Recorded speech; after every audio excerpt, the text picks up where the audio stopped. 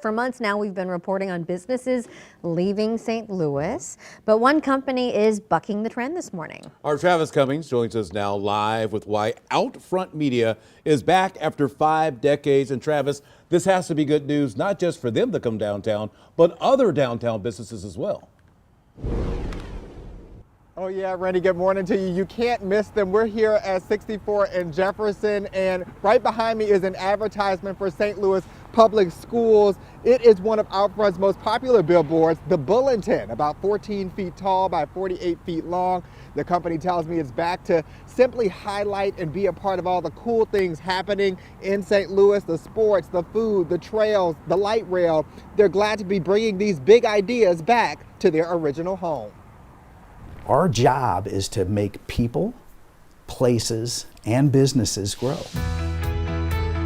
Their work lights up the city's skyline. We wouldn't still be around after thousands of years if it didn't work. For more than a century, Outfront Media has connected the people of St. Louis. Billboards work. That's why they're probably the oldest form of communication going back to biblical time. Real estate manager Hank Milford shows me an old photo of their very first building in town. That's Vandeventer going this way. That's McPherson right there. 51 years ago, the machine moved to St. Louis County. We moved out because of the crime. We're just sick of getting our building broken into, getting robbed, et cetera, et cetera. We moved out. We moved to Berkeley, and that's where I started, 13 years later. Even then, they kept clients in city proper. A lot of my signs are on properties where the city already bailed on it. They moved out, but we're still there. Half a century later, its offices are back in the city with a building in the Grove. It's happening as companies are moving out of St. Louis. Just last year, 2 major players moved out of downtown. Public relations firm Fleischman Hillard, which is packing its bags for Clayton after 70 years. And AT&T, which is relocating hundreds of jobs from St. Louis to other U.S. cities. So what's housed in this warehouse? Okay, well, all our trucks park inside, which is very good. Thousands of vinyls stacked up for advertisers. The move bringing on half a dozen new employees to help keep the city on top. We're not going to let some, bad whatever ruin it. It's too important. And the history here is phenomenal.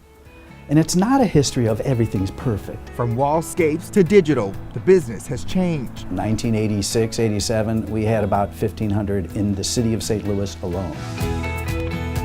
A legacy of iconic billboards that shaped the city's landscape. This is advertising the 1904 World's Fair. Every big city across the world, you see successful, you see billboards. This comeback, a renewed commitment to the gateway to the West. Put your money where your mouth is. And we still have a huge investment in the city of St. Louis. We're just like, you know what? Let's go back to our roots. Let's move back. Let's show up.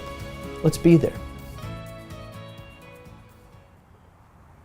All right, and Hank Milford, he has all of the stories. He talked to me a little bit about the billboard industry, the deep history, its history here in St. Louis, and how the business has evolved over several years. He's been there nearly 40 years now. You can watch our entire interview on our 5 on Your Side YouTube channel. We're live in downtown West. Travis Cummings, 5 on Your Side.